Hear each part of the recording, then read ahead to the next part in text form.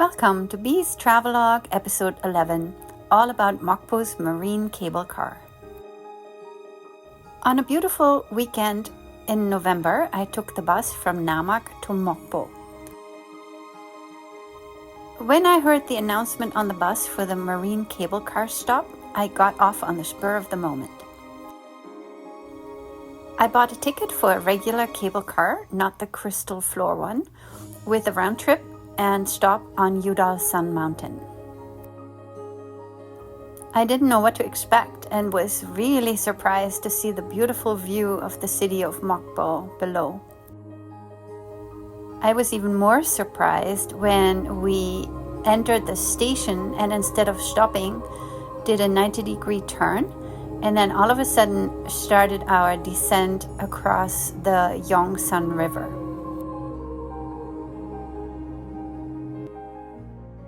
At 955 meters between the two towers, this is the longest stretch for a cable car in the world, and the tower is also the tallest cable car tower in the world at 150 meters. The view was spectacular and really surprised me. This was still within the first couple of weeks of me arriving in South Korea, and I really didn't know what to expect.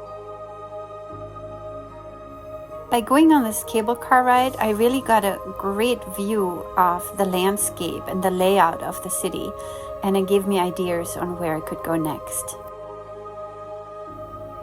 These Korean corn dogs are really famous and popular, and I had really wanted to try one, but as with most Korean food, it didn't agree with me. Mine had sugar on the outside, some kind of tasteless dough, and then the hot dog in the middle. The cable car stopped at Gohado Island and we could go out and explore the island. I discovered special photo spots, viewing platforms, and the Gohado Observatory. This one has stairs all the way to the top. The view is a little better from the top, but it's not necessary to climb it. There are some exhibitions and things to discover inside it.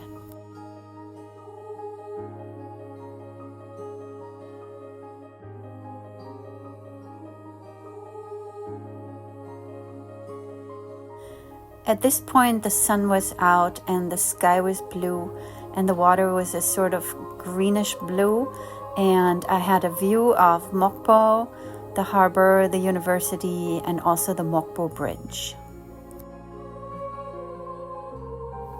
Next to the observatory were some really steep stairs leading down to the water and the walkway next to the water.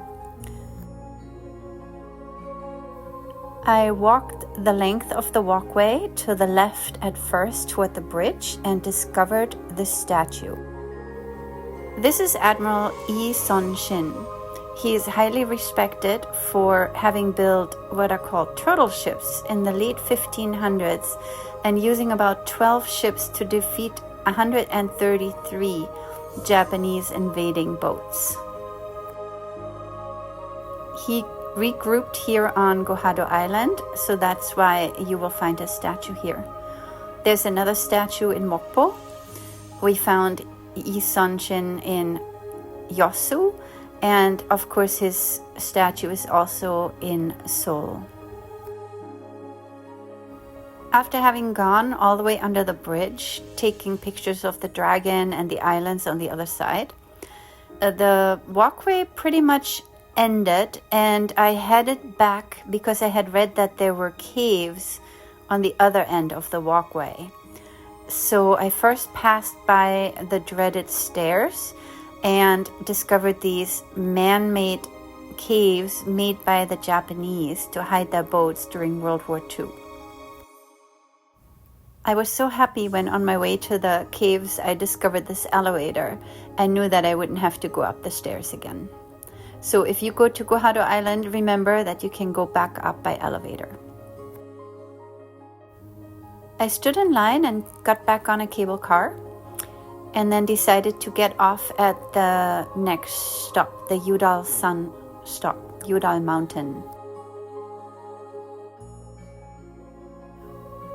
On the way, looking down, I saw these very old-looking Korean houses and tiny streets and decided that one day I would come back and explore this neighborhood.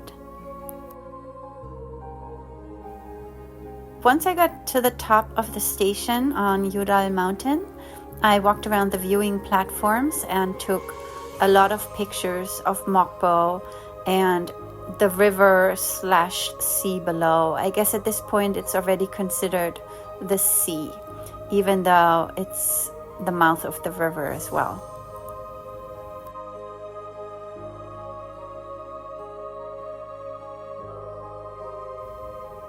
I could see places on top of the mountain and decided to look for the stairs and actually gave a try to really reach the top of the mountain. But the more I climbed and the higher I got, the more spots there were that were even higher.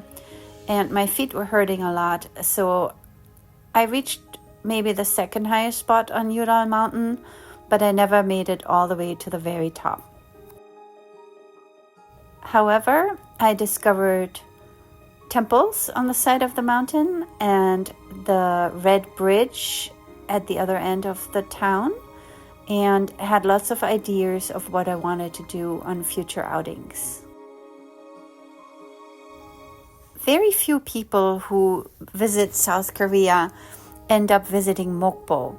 It's at the very end of Jeollanam-do province, one of the southernmost provinces, and a very rural one that even in Korea has a reputation of having country bumpkins. However, Mokpo has a lot to offer. It's very famous for its seafood. I really highly recommend the cable car. The small streets and houses around the mountain are very charming and fun to explore. The ferry to Jeju Island also leaves from Mokpo. It's about a 5-hour trip and I highly recommend it. Being on the ferry is a lot of fun, and as it snakes its way through the different islands, there is just so much to see. It's very beautiful. I finally headed back down to the station and waited for a while for another cable car that was empty enough for me to enter.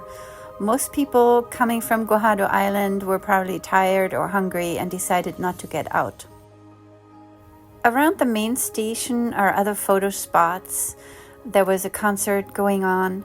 I took the bus back to Namak, and because I was very hungry at that point and saw this advertisement by my favorite actor Lee Seung-gi, I stopped at Frank Burger and had a wonderful cheeseburger.